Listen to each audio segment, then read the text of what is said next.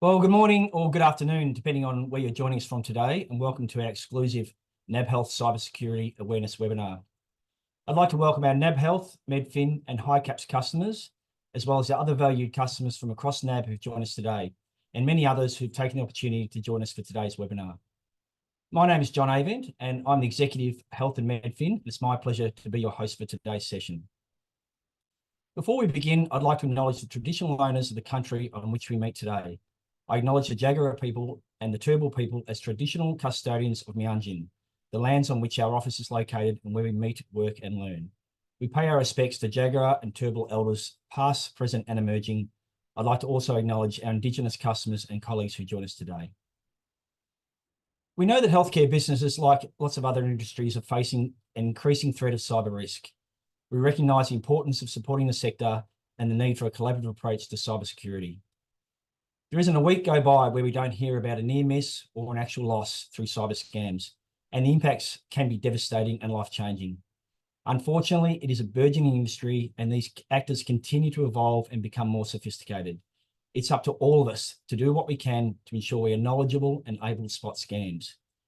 If you're unsure about an email, stop. If it seems too good to be true, stop.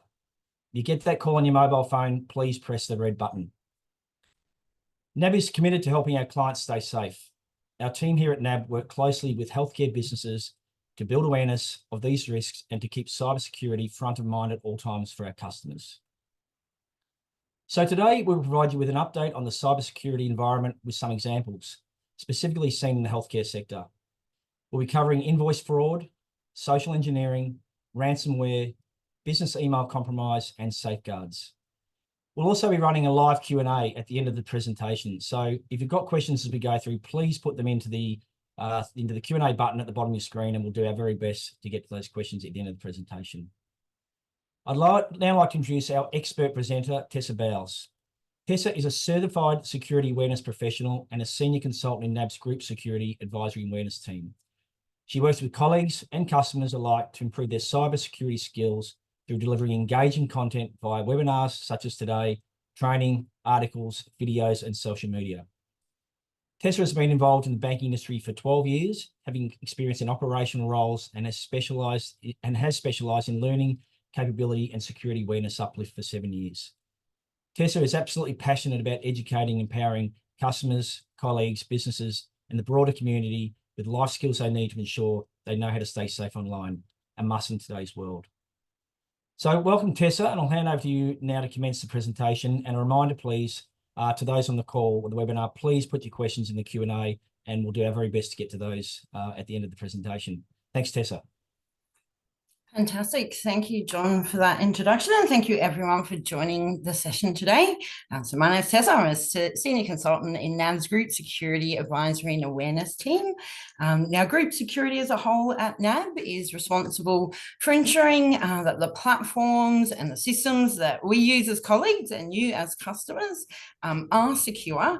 But my role is very different. My role focuses on that non-technical aspect and means I get to go around and talk to lots of wonderful individuals like yourselves around what we can all do individually to protect ourselves from cybercrime, fraud and scams. Because definitely in Australia in the last 4 to 5 years, we've seen a significant rise in Australians being targeted by these groups, most often based outside Australia. But there are, again, lots of things we can do ourselves to make sure we're reducing the risk of these sorts of incidences occurring in our both professional lives and at home, because let's face it, we're all connected to devices, probably way more than we should be nowadays. But what we're going to run through in the next half an hour or so, bear with me, there we go. We're going to have a quick look about the environment, the cybercrime environment, especially as it relates to what we're seeing in the healthcare industry at the moment. Then we're going to do a bit of a deep dive into what are those top threats that we're seeing people being impacted by. And probably the most important bit, the safeguards. Now, our online security is very much like your physical security. You can do everything within your power to stay safe online. But just like when you jump in a car, you put your seatbelt on, hopefully you obey the road rules, stop at red lights, those sorts of things. You can do everything right, but you still might end up in an accident. So if that does occur to you, especially when it's relating to cybercrime and scams, it's really good to know where to go to get assistance in the moment. So that can reduce the stress significantly. I'll also be throwing a lot of information at you over the next around about hour, but we will leave you with where you can go after the session to find that information and deep dive in. And obviously in an hour, the session isn't designed to make you a cybercrime expert, but we're just going to focus on those main tips. But those information pages that we leave you with at the end of the session are great if you want to further deep dive into the subject and learn a little bit more about. And again, as John said in the beginning, we'll have plenty of time for questions, so please don't hesitate to pop them in the Q&A section down the bottom of your screens. Okay, so what are we seeing in the environment today currently? So in terms of the number of incidents by sector, the Australian Signals Directorate, which is the government entity responsible for all things cyber, and they release a yearly report. So in this year's report, which covers the last financial year, they said healthcare was number 5 in terms of targets or the number of incidents reported. And when you think of those other organisations or entities that are up the top, so the federal government, etc., it's obviously healthcare is quite overrepresented in those statistics. And we've seen that increase year on year. So I think as far back as 2019, 2020, in that year, we saw healthcare targeted or reports of incidences in healthcare rise 84%. And year on year in the year since, again, that's just been increasing. Average loss for a medium business is $97,000. Again, a massive impact. And it certainly doesn't account for any other impacts to that business. So when these sorts of instances occur, depending on what that instance is, say, for example, if your company experiences a data breach and the information that you are holding on your customers or clients is put up on the dark web for sale, that can potentially impact your business in terms of loss of trust with your customers, the reputational damage, and also just drawing your attention to that top right hand side, 74% of these incidences actually involve us as humans interacting with technology in some way to enable these types of incidences occurring. But of course, again, that 97,000 doesn't really account for the whole impact of a cybercrime. It doesn't account for the emotional impact. Most of the time, that 74% is actually driven by someone who might be within your organization and who has accidentally clicked on a link or responded to a phishing message. And of course, you know, I never like to speak in absolutes, but, you know, 99.9% of people turn up to their jobs every day wanting to do a good job and certainly not intending to cause harm to their employer. So the 97,000 does not account for all the impacts that can occur in a business if a cyber or scam incident occurs. But what are we seeing again in today's environment?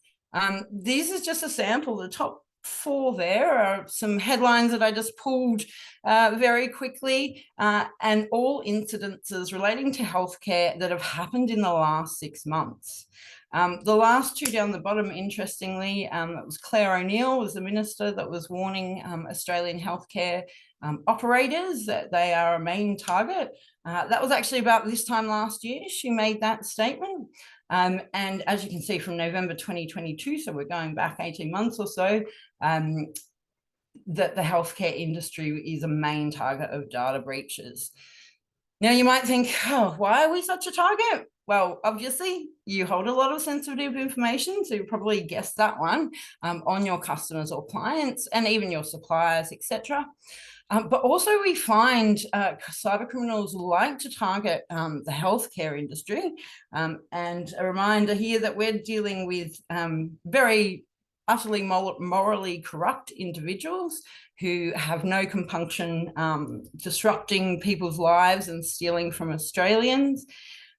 But they target the healthcare industry because they know there's an urgency to your services. So in terms of if they were to target your business to take them offline, there is a big urgency to get those up and running again so you can service your customers or clients with their healthcare needs. Also, another reason why the healthcare industry is a really large target at the moment is especially in relation to sort of small and medium businesses. The criminals know that a lot of small and medium businesses really struggle with their cybersecurity and will more than likely not have the best controls in place around their business.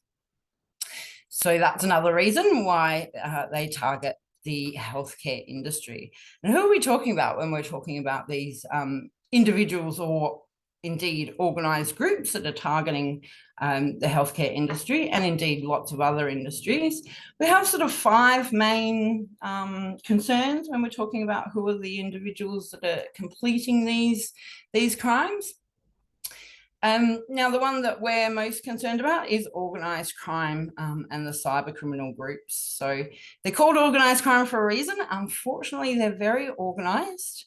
They're not bound by regulation, red tape, following laws. So when they find a technique that works, they will work very quickly to move that across their networks as well. Now, of course, you might be targeted by any other of the ones that we're seeing, the hacktivists or the opportunists or the nation state government sponsored, or even a malicious insider from your own organisation who might be targeted by one of those groups to help them with the success of their crimes. But again, organised crime and the cyber criminal is the main threat that we're seeing target healthcare groups and even target banks in Australia. Again, the ACSC's report that went out last year, they received a report of a crime every 6 minutes, and that was down a minute from the year before. I dare say next year, when their report comes out, it's going to be reduced again in terms of how frequently Australians are reporting these sorts of crimes. Now, it has been a significant rise, again, since sort of pre-COVID times in Australians being targeted. We also know this is driven by some offensive actions that other countries have been taken. So Australia was sort of really left alone in a lot of ways a number of years ago, with other countries moving to a more offensive position and working against these groups. They have moved their target to new grounds, which is Australia. But what are the threats and the tools and the techniques that they're using to target us? So probably the top threat I want to talk to you today about in the healthcare sector is ransomware. So if you haven't heard of ransomware, which you might be aware of it, it's been in the media a little bit more over the last 3 or 4 years. But if you're not aware of what ransomware is, it's some malicious software that can be downloaded on your computer. It is usually done so via an individual in your organisation or with access to your emails, clicking on a link or an attachment. And the idea is they're trying to disrupt your business or cease your business operations, and will encrypt all your data, and then will ask you to pay a ransom to receive an unencryption key. Over the last couple of years, we have also seen these criminals move in towards stealing data as well as encrypting it. So if you're unlucky enough to experience this one, you might see a pop-up on your screen which looks like this and basically tells you all your files in your network has been encrypted. If you try and open them, they'll appear like this, and you'll be given directions on how to pay your ransom to receive an unencryption key to access your files. When it comes to ransomware, it's definitely one of these things that prevention is better than cure. Certainly, I'd recommend everyone going and visiting the ACSC's website, which is cyber.gov.au/ransomware. They have a number of great guides in how to prepare yourself for a ransomware attack, and also what you can do to recover if you do experience one.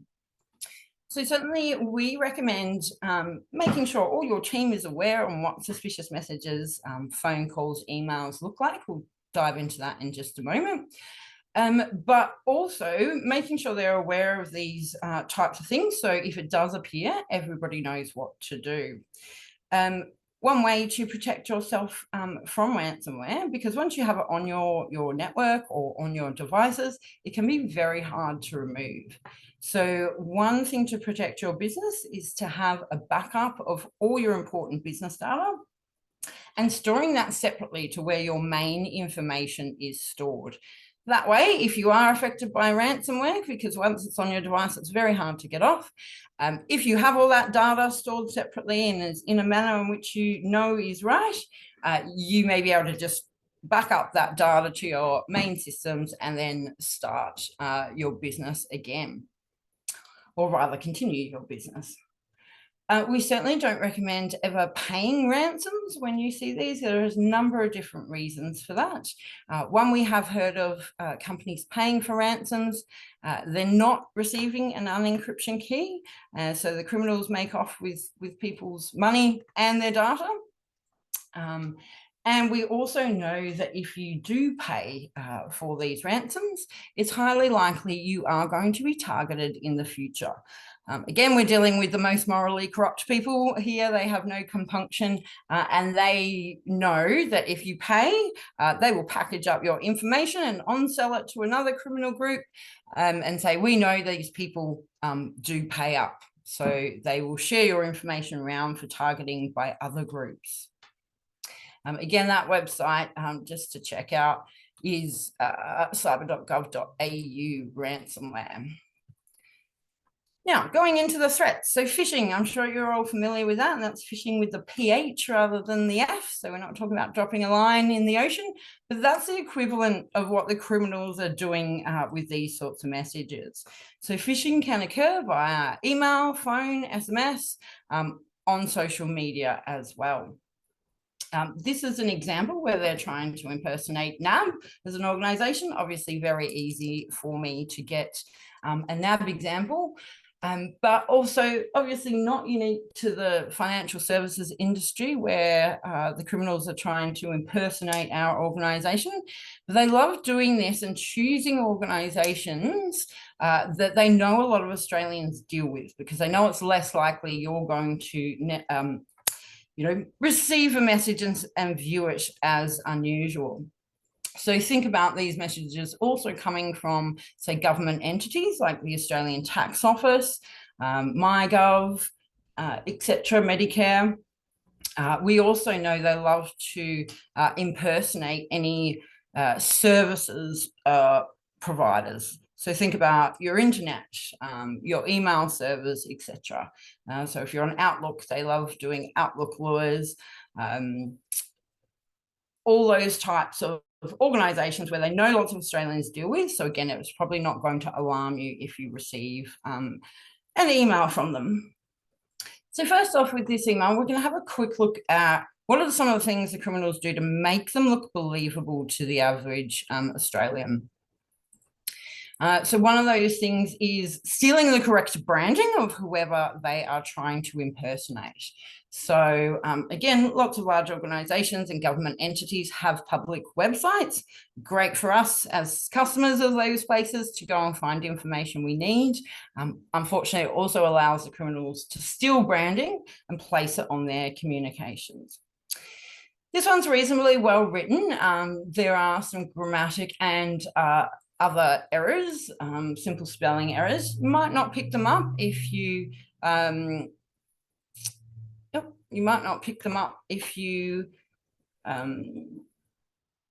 speed read nowadays, which lots of people do. But however, there's lots of indicators in this email which will show us that this communication is not from NAB.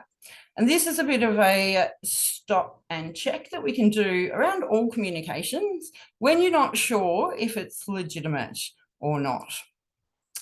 And again, not all phishing messages are going to have every single one of these red flags, but if you're unsure and you do this check, sort of an accumulation of these red flags can help you determine whether those communications are legitimate or not.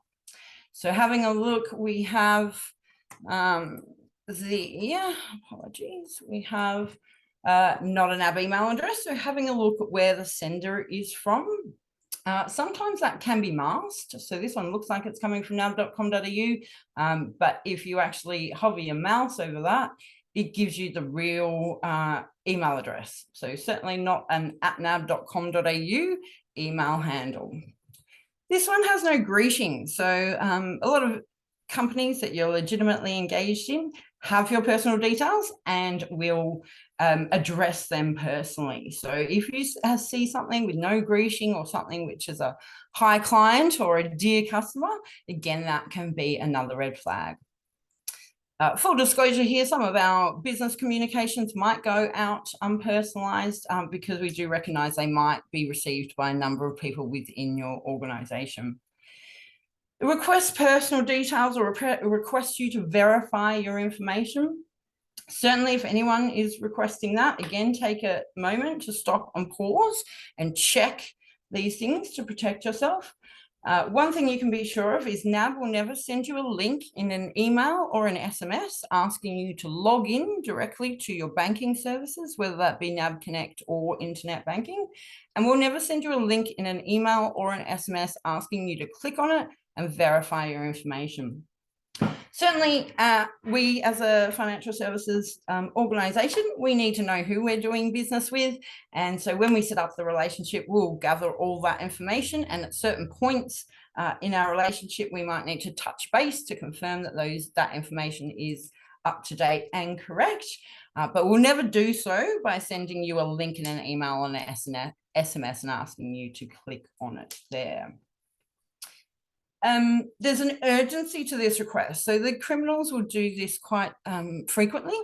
The idea is that in this one, they're telling you your access has been suspended and until you give us your details. The natural reaction in the reader of that message is, oh, I need access to my money. Thank you very much. I better click this link and fill out the information as required. So if you ever have an emotional reaction, and that quite often might be, I've got to do something to avoid a negative consequence. Again, take that as an indication to just slow down and double check who's asking you. I'll circle back to that link in a minute. And this one has no real sign off. So Bank Fraud Department Email Operations Team. It's a bit wishy-washy. Obviously, you as a customer don't know who our back office teams are and what their names are. But certainly if we are sending you communications such as this, we will have the full email signature in there, including the contact details of the back office team that you're dealing with. And of course, if you're dealing directly with your banker, it will have the banker's communications in there. And if it's a email from our marketing department, it might have a very simple sign off there, such as thanks NAB. But we don't have, we won't not include all the contact details there.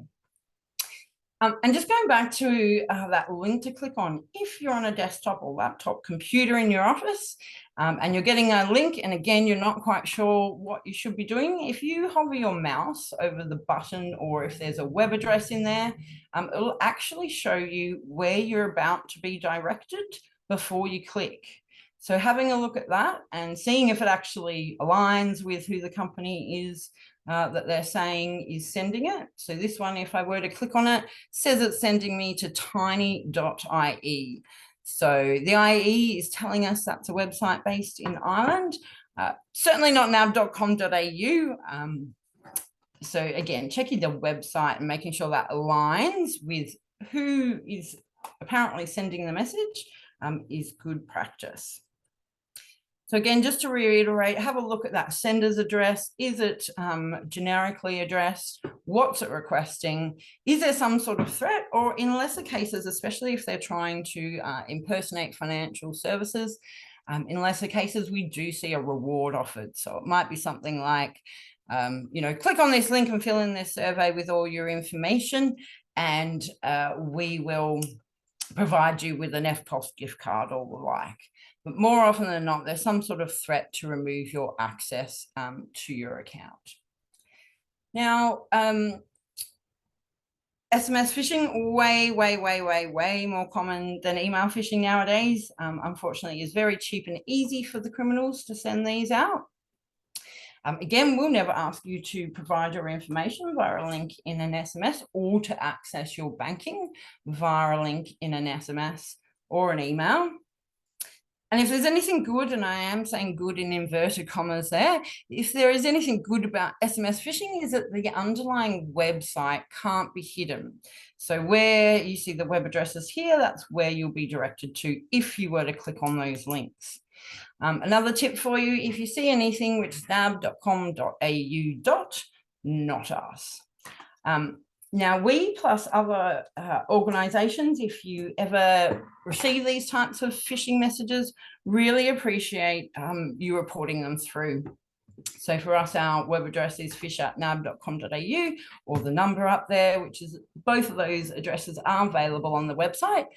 The reason for that is we, of course, monitor online for any of these fake type of sites pretending to be NAB popping up, but sometimes someone reporting it through to us can be the first time we're aware of that particular site. So we would really appreciate if you report it through, and most organisations have a similar reporting mechanism where you can report through these fake types of websites or messages which are designed to or are seeking for you to give over information or access to that information or money. I also wanted to detail what's happening on the left-hand side here. So this is not a new issue, but certainly over the last couple of years has become a bigger issue.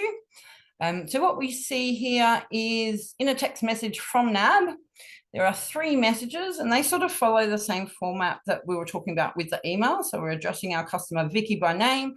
There's a simple sign off. There's no links to click in any of those messages. We are simply giving her an update as to the progress of the personal loan. And this last message pops in here and it says, your NAB account has been suspended. Click here for re-verify your data. Who thinks that one's from NAB? Hopefully you're all sitting there shaking your heads. So it's certainly not from NAB. We're not calling Vicky by name. There's a link asking you to click on there to verify your data. Now, the situation that's occurring here is known as number spoofing. So basically what occurs is that we send out messages to customers and we tell those customers that those messages are coming from NAB. That's how the number appears in your phone. However, the criminals can use an online platform which send out these messages to thousands of individuals. And in doing so, they simply set the sender to be NAB. Now, if your phone has a thread of legitimate messages from NAB and it gets this dodgy message and your phone is being told it's from NAB, it says, oh, I know I've got this thread of messages over here. I'm just going to add that to the same thread so they're all in the one place, nice and easy for you, the user. Now, we have in the last 18 months done a significant amount of work with the telcos in an attempt to reduce this. The information we have at the moment is there is actually no way to fully stop this, but we have made some inroads into reducing, but again, look out for that one. And again, not unique to NAB, so think about ATO and MyGov, etc. Messages coming through on the same message thread. I think I read something just 3 or 4 days ago where it was one government department was having this exact issue. I'm unsure if that was the ATO. It may have been. It might have been another subsidiary or another organisation, another group in the government. But again, an issue not unique to financial services, but one to definitely watch out for. Business email compromise. So as John said at the start of the session, we are seeing this unfortunately all too frequently. This is where criminals are targeting your emails that you use for business. Again, they typically will gain access through someone clicking on a link, maybe downloading some malicious software, or potentially clicking on a phishing message and providing their username and password, and then the criminals using that username and password to access the company's emails. And the main aim of this one is they want to then circulate in your contacts book and look for other individuals they can contact pretending to be yourself, and trading off that trust that you've developed with whoever that individual is. But also they're looking for payment details being sent back and forth from suppliers, etc., to other businesses. One way to easily protect your business from this is to, that's just an example of the phishing message, is to enable multi-factor authentication. So if you haven't heard of that term or you're not familiar with it, you've probably experienced. So that's when you log into something using, say, your username and password, and then you need a second item. So quite often that might be a code sent to maybe your phone or an app on your phone, which you then have to input to access whatever system that is. So we recommend turning on multi-factor authentication in as many places as you can, email accounts especially.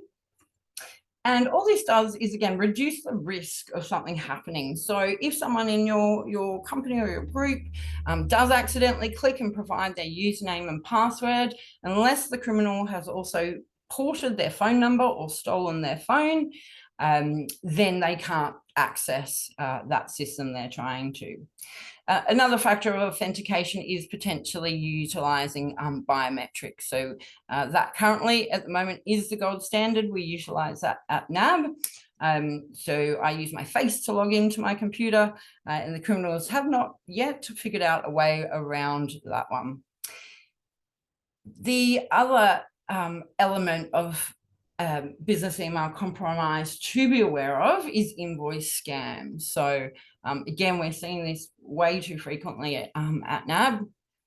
So this is a mock-up of a real email that a conversation was had between a solicitor and an individual who was about to purchase some property. They've spoken on the phone. Barry said, "I'll send you through the account details." Great. He's done that.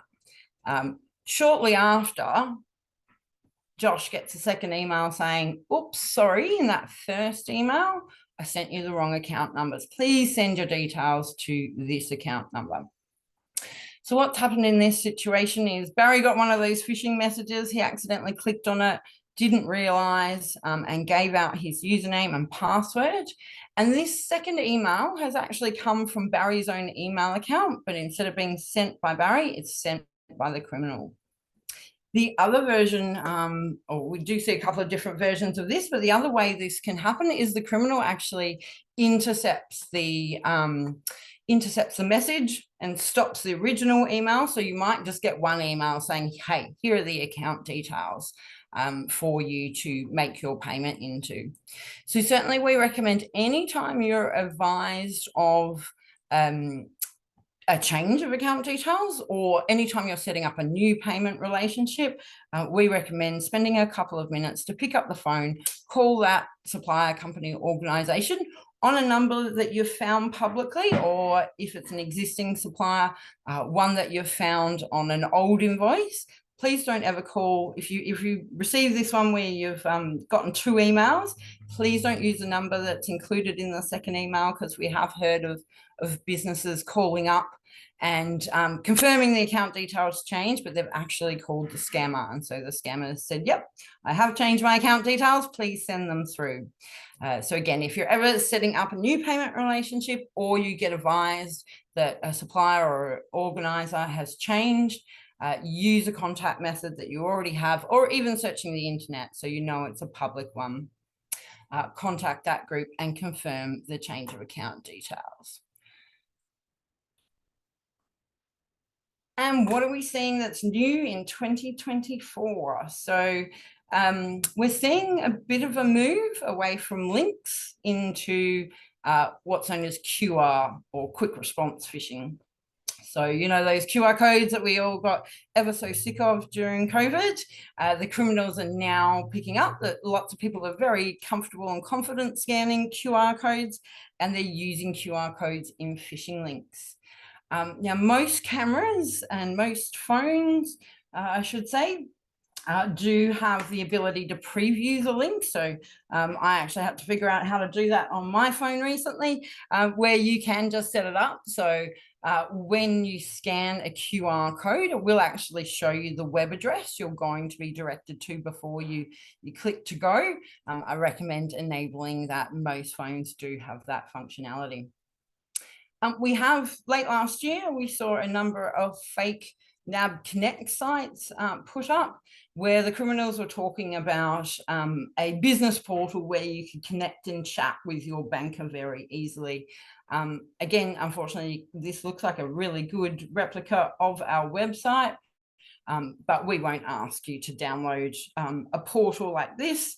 And certainly if you're ever concerned about someone asking you to do something, if you go to nab.com.au, see is that offer, etc., on that website, and see if you can verify it yourself. Or pick up the phone and call your banker and see if it's them reaching out, or if this is a real product that NAB's offering. And of course, lots of people are talking about Gen AI, deep fakes. Now, AI is not new. AI has been around for many, many years. We use it here at NAB significantly.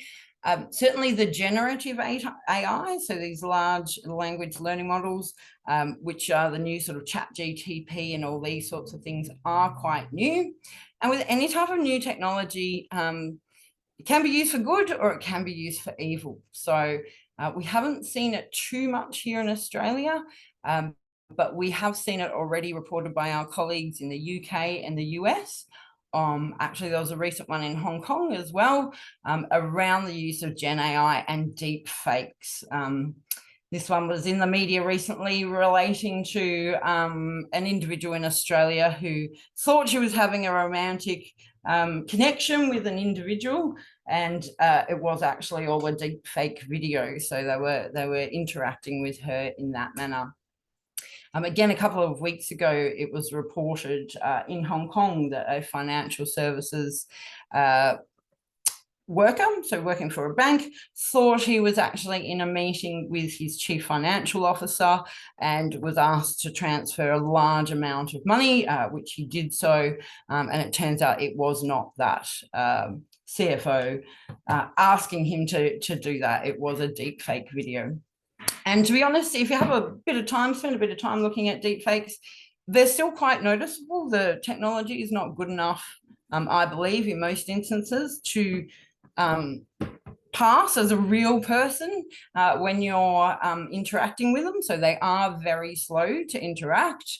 There might be delays if you're asking questions, or responses that don't quite match up with questions you're asking. So at the moment, one to watch out for, but I think at the moment it's fairly easy to spot. As this technology develops, though, it may get harder and harder in the future. However, it's not all bad news. Before we throw everything out the window and hide in our bunkers, lots of things we can do to keep ourselves safe.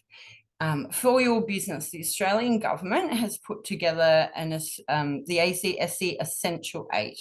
So these are 8 steps that you can implement in your business, which is going to reduce the risk of a cybercrime occurring to you. Now, some of these elements are a lot quicker to implement. So things like 2 or multi-factor authentication can, in most systems, be turned on in a matter of minutes. Other things do take a little bit longer. So something like application whitelisting. Application whitelisting is just telling your system, these are the applications that we need to run our business. If anything else tries to run on your system, it basically gets stopped. And full disclosure, again, we know that lots of businesses nowadays do outsource their IT security or the IT services. If that is the case for you, take the essential 8 to your next meeting with that service provider and ask them, what are we doing, what are we not doing, and what can we implement? If you are running it all by yourself in your business, if you jump on the cyber.gov.au site, there's some great guides there, depending on the size of your business, to implement. So the guides there will talk you through how to implement each of these steps. The only piece of advice I have there, if you are doing that route, is not to get overwhelmed by all the information. The guide, I believe, runs to, I think it's about 21 pages. So don't become overwhelmed with the amount of information that's there.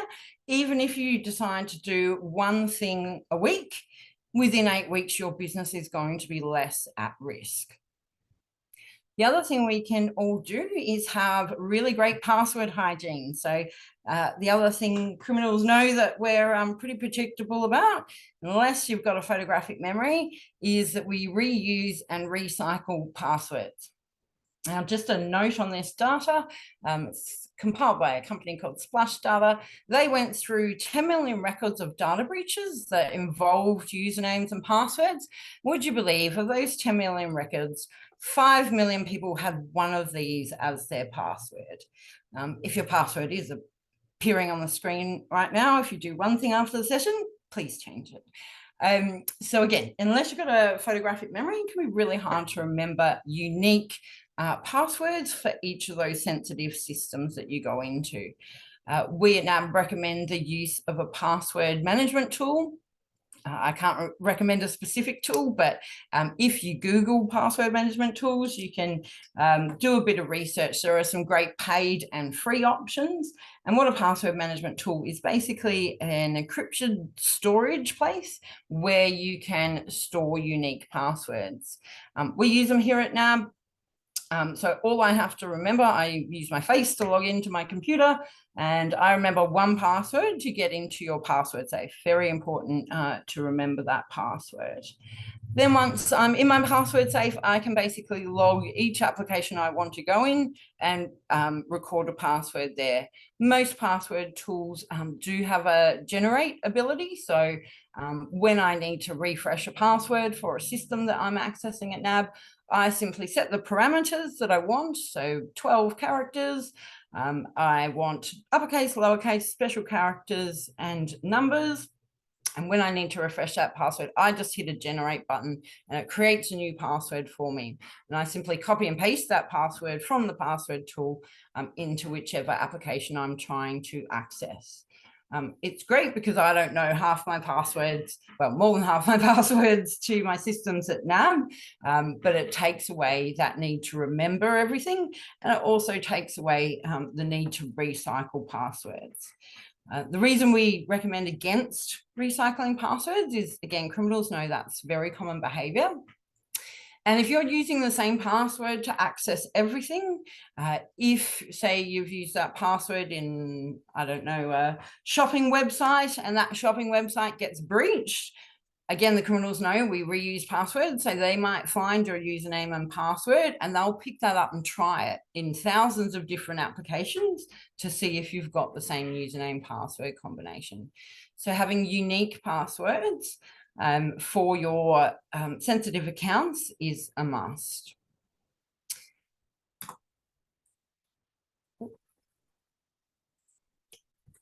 Other safeguards is around having a think about how you can layer your security. So lots of people say, how do we stop cybersecurity? How do we stop cybercrime? Number one, it's not going to stop. It's like any other crime. It's in our lives now, and it's a feature of our future. And some people say, well, I just don't go online. That's how I stop cybercrime. That's not the answer nowadays either, with, again, us being required to provide our information to different organizations. But if you think about what safeguards can you put in place in terms of your technology? What can you do for your people to make sure they're aware of what phishing messages look and sound like? And do they know what to do when they come across one? Are your people using good password hygiene and not reusing their passwords for different accounts or sharing them across individuals in the group? And we even recommend having an awareness program in place. That could be as simple as, inviting team members that couldn't make today along to a session that we hold monthly online, or even having it as a standing topic of, say, a quarterly meeting where you talk about, has anyone received a suspicious message, and what did it look like, and what did it sound like, etc. And then what can you do in regards to your processes? So validating account details, etc. Having agreed processes for if an executive needs to make an urgent payment. Again, we see them impersonating people that might be higher up in your organization in an attempt to get you to make an urgent payment. Of course, executives might need to make an urgent payment. So if that instance were to arise, it's good to have that documented process. And again, that might just involve picking up the phone to call whoever that person is to ensure that those instruction details are correct. And ensure your business risk reviews include the topic of cybersecurity. So again, it's like our cybersecurity is like our online security. It's not, our online security is very much like our physical security. It's not a tick and flick thing. I've done security, we're okay. But if you have a physical premises, depending on the location of that premise, having locks on your doors is most likely a good thing. Again, if your premise is somewhere where it's a bit more dodgy, locks on the doors might not be the only security measure you're putting in place. You might want to put bars on the windows or cameras out.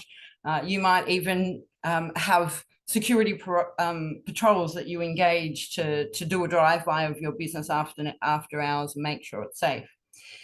We need to think about our online security as the same. Like, what do we need to do to put in place to make sure we're keeping our businesses safe? Certainly, because lots of people think this won't happen to them until it does. Again, it's like our physical security. No one who has a car accident today woke up this morning going, yes, I think I'm going to have a car accident. But knowing what to do when instances occur is going to reduce that stress if it does occur. So practicing those processes. Now, knowing where to go when something does happen. So if you're a personal customer of ours and fraud's happening on your personal accounts, you can call 132265. For business, it is that 13 10 20. Again, it's really good practice to keep an eye on your accounts, make sure everything's present and correct. And if anything ever comes up, please report it as soon as you're aware. Time can be of the essence, especially when it comes to scam cases specifically. Again, if you've received an email, SMS, or call pretending to be NAB, we'd really appreciate it if you take a minute out of your day to report that through so we can work to get those offline. And cyber.gov.au. So if your business is having difficulty getting back online after a cybersecurity incident, you can reach out. They also have a number to call for reporting, and also if you require assistance to get back online. So we're coming to the end of the formal presentation. Again, we've just touched the tip of the iceberg of this topic. There's lots more that you can go over and learn about. NAB.com.au is a great site. Again, we have these webinars, not this specific webinar, but we have a general business webinar, which is very similar once a month. We also do personal webinars for individuals every second month. You don't have to be a NAB customer to sign up to those. So they are on nab.com.au. It's a public website. So if you think anyone in your network might be vulnerable to these types of things, it's great to invite them along to one of those sessions. There's also podcast articles and updated alerts, and a very simple toolkit for businesses, which you can download and work through in terms of reducing the risk of cybercrime.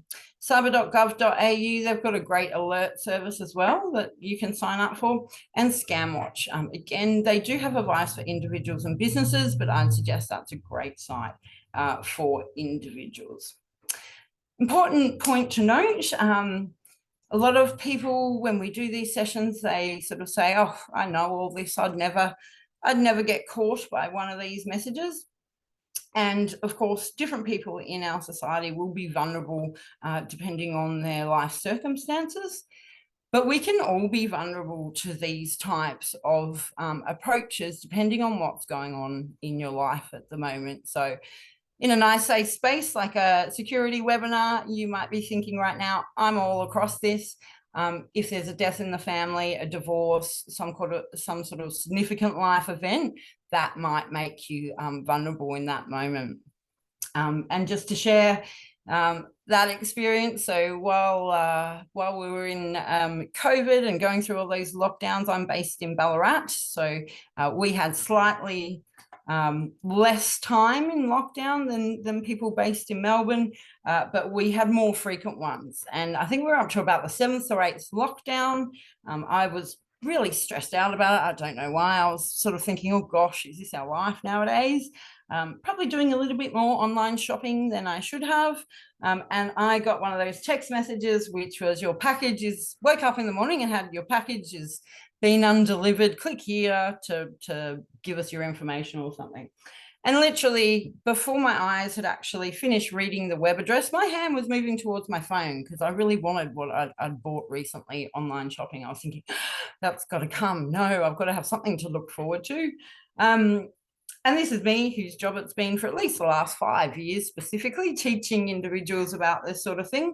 And it was really because I hadn't been sleeping. I was stressed. It was because I looked at my phone before I was properly awake and had my first coffee. So for me, myself individually now, my phone does not live in the bedroom. It lives out in the living room, and I do not look at it until I've had my first cup of coffee and I'm properly awake in the morning. So again, while it's pretty easy to identify these in a cybersecurity webinar, depending on what's going on at any given moment, we all could become vulnerable. And we definitely do see an uptick in these sorts of instances, you know, around sort of November, December, towards the end of the year, everyone's tired, you know, you're in that run up to Christmas, everyone's rushing. And we see that, again, the criminals like to take advantage of those things, and they really ramp up the sending of these messages at those times. So just to wrap the formal part, and I will leave that up while we move to the question session, but there are our top 5 to-dos for any business. So making sure you're implementing that essential 8, turning on multi-factor authentication wherever you can, turning on segregation of duties in NAB Connect, backing up your data, and even setting up auto updates. So when you get those software updates, having those set to update automatically. And also we recommend practice restoring that data backup to make sure that if in the instance you need to use it, that it has all the information that you need to keep your business going. And last one there is to teach your team and keep it top of mind for them as they work day to day. That's the formal end of the session. Thanks, John. We'll, I think we have a few questions. Thanks, Tessa. You're absolutely right. If you just think through, you know, some of the things you've talked about, but even on your phone, you know, linked toll messages or Australia Post, and you see those links, and yeah, it's easy to click. So yeah, everyone's vulnerable, and yeah, I think you make some really good points there about, you know, people may think they have got it covered until they don't, and we're seeing that too often, where, you know, very sophisticated businesses with IT departments and all sorts of controls, they do get scanned, and they do get into the system. So this is time for Q&A. We've got a few questions here. So first one is, will this recording be available for download afterwards? It will be for a amount of time. We're going to put it up on one of our sites. We'll send everyone a thank you email and include the link to access the presentation. So you may want to take your team through it, and any employees in your business to teach them as well about the important issue. One question here, Tessa, you might be able to answer. How can the payment be accepted at the other end if the account name does not match? Yeah, great question. So unbeknownst to probably the majority of Australians is that in the banking financial system, transfers are conducted off BSB and account numbers. There are various ways where you can actually verify the name of the account and have that matched as well. So one way of doing that is by utilising pay IDs. If you're not aware of pay IDs, it's something unique to you or your business that you can attach to your account. That means that one, you no longer have to disseminate account details out to everyone, but two, and it does rely on both parties of the transaction being on pay ID. The beauty of it is you can type in, say, the ABN of the business or the mobile number, if that's what's attached to the account details, and it will actually return the name of the account that the funds are about to be paid into before you hit send. So pay IDs have been out in personal bank for quite some time, but they are making their way across business banking. We certainly recommend the use of one of those. And by the end of next year, we're very, very happy that the government has legislated that name matching will occur.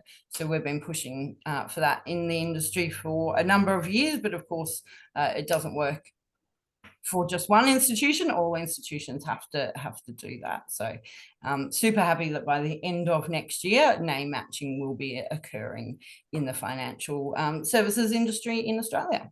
Right, just another protection there. Someone's made a comment about a certain password manager. I won't name the name, but as Tessa said, if you go to Google and search, I use one on my phone. I won't name the name because we don't endorse anyone, but it's free, it's secure, Face ID to log in, and all your passwords are stored. And as Tessa's talked about, generate password. And you know, when you go through and generate a password, it goes from low, medium, strong. You get the green password. That's what those password managers will let you do. And that, I'm sure Tessa, you'll agree, makes it much harder when you've got a longer password with characters and lowercase, uppercase, and numbers and those sorts of things. Yeah, 100%. And the other beauty of this is, again, you just don't have to remember them. I think when I started using one in my personal life, it was just a relief in terms of, like, I'm sure we've all had that experience where you try and log in something, you go, I think this is my password. Oh, no, it's not. Oh, I think it's this password. Oh, no, it's not. Well, better hit that forgotten password link and reset my password. Removes all that need and worry. Obviously, wherever you are storing that password safe, you then have to treat it similar to how you treat your wallet. Make sure you're carrying that on you. Yep. Another one here, which may be a tough one to answer. How do you identify junk versus phishing emails? Yeah, great question. So typically phishing emails, they are looking to capture your information. So there is that ask for you to click on something and verify, either provide your name, date of birth, phone number, email address. Junk emails are just those annoying marketing ones where they're not necessarily illegal and they're sending them out to lots of individuals, and it's usually a business trying to drum up business, basically, but they're not malicious in nature. They're just probably more annoying. Thanks. Richard's asked, will it be available to share? Yes, it will be on the via the link, which you'll get. Another question, password apps like keep us safe? We probably need to, not really one for us to answer. I mean, you need to do your own research on those, right? Yeah, I was about to say, we can't recommend a specific one just because of the nature of our roles and the endorsement. Certainly, as we said before, great to do just a bit of research. So if you Google them, top 10 free password tools, top 10 paid password tools, and do a bit of investigation, you'll find some great articles and you can make the right choice for you. A good thing to look out for is how they store their data. At the moment, the best is when it is encrypted at rest, which simply means they are not storing your password. So say, for example, I'm sure your password isn't, but say, for example, your password is 123 ABC. They do not store it in that form of ABC 123. It's encrypted. So if they do ever have a password breach, that information is useless to the criminals that can get it because it's all encrypted. So if you look for one that encrypts data at rest, you're doing pretty well. No worries. And we're just about on time. One last question here, which I'll have a crack at. Tessa, and you can correct me if I'm not getting it right, but some companies prohibit payment of new suppliers for predetermined periods like Christmas, Easter, and public holidays. Do you recommend this? We always recommend that if you're paying a new supplier or a supplier changes their account details, ring them on the public number that's listed. Call them, confirm it, make sure you're talking to a person you think you're talking to, and confirm that BSB and account number before you do anything. So all new suppliers and all anyone who's changing their details, you absolutely need to ring them on the public number and confirm that it's actually them telling them there's new account details. Yeah, 100% echo that. And if you can't get in contact with them, say if you're, trying to call on Good Friday or Christmas Eve, I would recommend not making that payment until you can confirm. Yeah, absolutely. All right, well, we're right on time. So look, Tessa, thank you again for some really wonderful insights and really practical tips as well, which, often these things can be a bit up there, but this is really quite practical. I'm sure everyone's really enjoyed the tips we can take away to stay safe as these scammers continue to evolve and get more sophisticated. I love to call out physical security, a bit like cybersecurity, seatbelt and car locks on the door. And I think, anyone on the webinar today, please share this with your team members, because if they click on a link or an email, that's how they can get into your system. So look, again, thank you for everyone for attending, and Tessa, thank you for your valuable insights, really valuable, and enjoy the rest of your day, everyone. Thanks for attending.